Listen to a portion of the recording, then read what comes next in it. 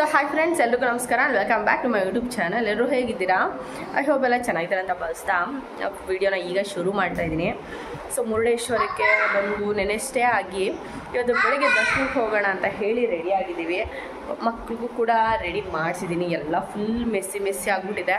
So ದರ್ಶನ ಮಾಡ್ಕೊಂಡು ಬಂದ ಮೇಲೆ ಲಗೇಜ್ ಎಲ್ಲ ಪ್ಯಾಕ್ ಮಾಡಿ ನೋಡೋಣ, ಅದರಲ್ಲಾದರೂ ಹೋಗೋಣ, ಇಲ್ಲ ಸುತ್ತಮುತ್ತ ಹೋಗೋಣ ಅಂತ ಅಂದ್ಕೊಂಡಿದ್ದೀವಿ.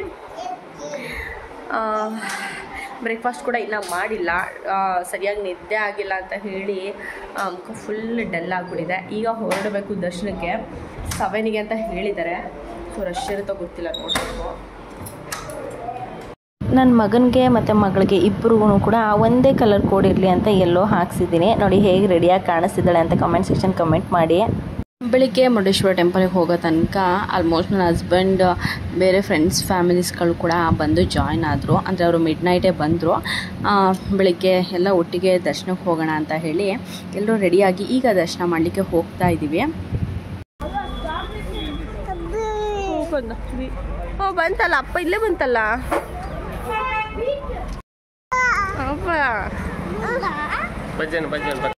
ಟೆಂಪಲ್ ಹತ್ರ ಬಂದ್ವಿ. ಕ್ರೌಡು ಕೂಡ ಅಷ್ಟೊಂದೇನು ಇರಲಿಲ್ಲ. ವೆಹಿಕಲ್ಗಳು ಕೂಡ ತುಂಬಾ ಕಡಿಮೆ ಇತ್ತು ಅಂತ ಅನ್ನಿಸ್ತಾ ಇತ್ತು. ಬೆಳಗ್ಗೆ ಟೈಮ್ ಅಲ್ವಾ, ಹಾಗಾಗಿ ಸೊ ನೆನ್ನೆ ನೈಟ್ ನೋಡಿ ಎಷ್ಟು ಅಲೆ ಸೌಂಡ್ ಕೇಳಿಸ್ತಾ ಇತ್ತು ಅಂತಂದರೆ ಇವಾಗ ತುಂಬಾ ಒಂಥರ ಶಾಂತವಾಗಿ ಆಗ್ಬಿಟ್ಟಿದೆ. ಈಗ ನಾವು ಕೂಡ ಅರ್ಲಿ ಮಾರ್ನಿಂಗ್ಗೆ ಬಂದು ದರ್ಶನ ಮುಗಿಸ್ಕೊಳ್ಳೋಣ ಅಂತ ಅಂದ್ಕೊಂಡ್ವಿ. ಬಟ್ ನೆನ್ನೆನೂ ಕೂಡ ಬೀಚಲ್ಲೆಲ್ಲ ಆಟ ಆಡಿದ್ದರಿಂದ ಮಕ್ಕಳಿಗೆ ಸ್ವಲ್ಪ ಸ್ಟ್ರೈನ್ ಆಗಿಬಿಟ್ಟಿತ್ತು. ಹಾಗಾಗಿ ಚೆನ್ನಾಗಿ ನಿದ್ದೆ ಮಾಡಿದ್ರು. ಬೆಳಗ್ಗೆ ಅರ್ಲಿ ಮಾರ್ನಿಂಗ್ಗೆ ಬೇಡ ಎಬ್ಸೋದು, ಯಾಕಂದರೆ ಮತ್ತೆ ಟ್ರಾವೆಲ್ ಸ್ಟಾರ್ಟ್ ಆಯಿತು ಅಂತಂದರೆ ಅವರಿಗೂ ಅನ್ಕಂಫರ್ಟಬಲ್ ಆಗುತ್ತಲ್ವ, ಆರಾಮಾಗಿ ನಿದ್ದೆ ಮಾಡಲಿ ಅಂತ ಹೇಳಿ ಆಲ್ಮೋಸ್ಟು ಟೆಂಪಲ್ ಹತ್ರ ಬರೋ ತನಕನೇ 8 o'clock ಆಗಿಬಿಟ್ಟಿತ್ತು. ಸೊ ಇನ್ನು ಟೆಂಪಲ್ ಹೊರಗಡೆಯಿಂದ ಸ್ವಲ್ಪ ಕ್ರೌಡ್ ಕಡಿಮೆ ಇತ್ತು. ಒಂದಷ್ಟು ಫೋಟೋಸ್ಗಳನ್ನೂ ಕೂಡ ತೆಗೆಸ್ಕೊಂಡ್ಬಿಡೋಣ. ದರ್ಶನ ಎಲ್ಲ ಮುಗಿಸ್ಕೊಂಡು ಆಚೆ ಬರೋ ತನಕ ತುಂಬ ಕ್ರೌಡ್ ಆಯಿತು ಅಂತಂದರೆ ಫೋಟೋಸ್ಗಳು ಇರಲ್ಲ ಅಂತ ಹೇಳಿ ಫಸ್ಟು ಫೋಟೋಸ್ಗಳನ್ನೇ ತೆಗೆಸ್ಕೊಳ್ಳೋಣ ಅಂತ ಹೇಳಿ ಹೊರಗಡೆ ಫೋಟೋಸ್ಗಳನ್ನೂ ಕೂಡ ತೆಗೆಸ್ಕೊಂಡ್ವಿ. ಗೋಪುರ ಇನ್ನೂ ಸರಿಯಾಗಿ ಕನ್ಸ್ಟ್ರಕ್ಷನ್ ಆಗಿರಲಿಲ್ಲ ಅನಿಸುತ್ತೆ, ಇನ್ನು ಕನ್ಸ್ಟ್ರಕ್ಷನ್ ಮಾಡ್ತಾನೆ ಇದ್ದರು. ಸೊ ನನ್ನ ಮಗನೂ ಮಗಳು ಇಬ್ಬರು ಒಂದೇ ಕೋಡ್ ಹಾಕಿರೋದ್ರಿಂದ ಕಲರ್ ಡ್ರೆಸ್ ಕೋಡು ತುಂಬಾ ಚೆನ್ನಾಗಿ ಅನ್ನಿಸ್ತಾ ಇದ್ರು.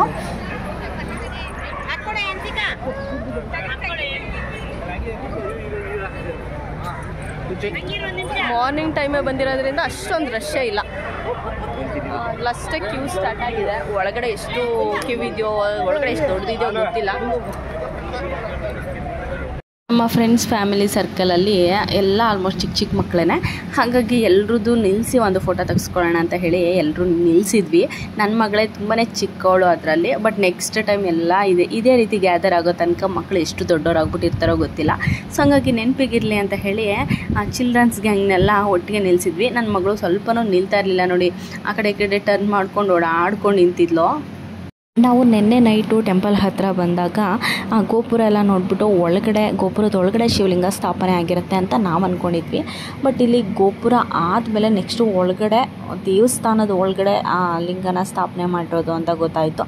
ಜಸ್ಟ್ ಹೊರಗಡೆ ಎಂಟ್ರೆನ್ಸಲ್ಲಿ ಲುಕ್ ಆಗಿರಲಿ ಅಂತನೋ ಅಥವಾ ಏನಾದರೂ ಒಂದು ಐತಿಹಾಸಿಕ ಕಥೆ ಇದೆಯೋ ಗೊತ್ತಿಲ್ಲ. ಬಟ್ ಎಂಟ್ರೆನ್ಸಲ್ಲಿ ಜನ್ರಲಾಗಿ ಒಳಗಡೆ ಹೋಗೋ ರೀತಿಯಲ್ಲಿ ಆ ಡೋರಿಗೆ ಅಟ್ಯಾಚ್ ಆಗಂಗೆ ಗೋಪುರನ ಕಟ್ಟಿಸಿದ್ದಾರೆ. ತುಂಬಾ ಹೈಟ್ ಇರೋವಂಥ ಗೋಪುರ ಅಂದರೆ ಮೇ ಬಿ ಇದೆ ಅಂತ ಅನಿಸುತ್ತೆ.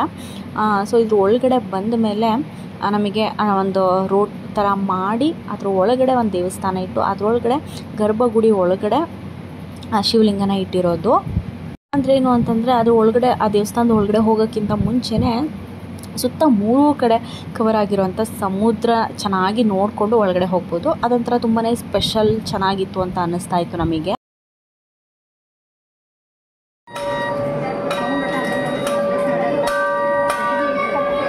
ದರ್ಶನ ಎಲ್ಲ ಮುಗಿಸ್ಕೊಂಡು ಹೋಗಬೇಕಾದ್ರೆ ಪ್ರಸಾದ ಕೊಡ್ತಾರೆ ಅಂತ ಹೇಳಿದ್ರು. ಇಲ್ಲಿ ತುಂಬ ಜನಕ್ಕೆ ಇಲ್ಲಿ ಆ ಟೆಂಪಲಲ್ಲಿ ಪ್ರಸಾದ ಕೊಡ್ತಾರೆ ಅಂತ ಗೊತ್ತಿರಲ್ಲ. ಸೊ ಹಾಗಾಗಿ ಯಾರೋ ಹೇಳಿದ್ರು ಅಂತ ಹೇಳಿ ನಾವು ಬೆಳಿಗ್ಗೆ ಪ್ರಸಾದ ಮಾಡೋಣ ಅಂತ ಬಂದಿದ್ವಿ. ಪ್ರಸಾದಕ್ಕೆ ಗುಜ್ಜು ಅವಲಕ್ಕಿ ಮತ್ತು ಉಪ್ಪಿಟ್ಟನ್ನ ಕೊಟ್ಟಿದ್ರು. ತುಂಬ ಅಂದರೆ ತುಂಬಾ ಟೇಸ್ಟ್ ಆಗಿತ್ತು. ಸೊ ನಾವು ಬ್ರೇಕ್ಫಾಸ್ಟ್ನ ಮಾಡಿಕೊಂಡು ಒಂದು ರೌಂಡು ಸುತ್ತ ಓಡಾಡಿಕೊಂಡು ಎಲ್ಲ ಕಡೆ ನೋಡಿಕೊಂಡು ಹೋಗೋಣ ಅಂತ ಹೇಳಿ ಹೊರಗಡೆ ಬಂದ್ವಿ.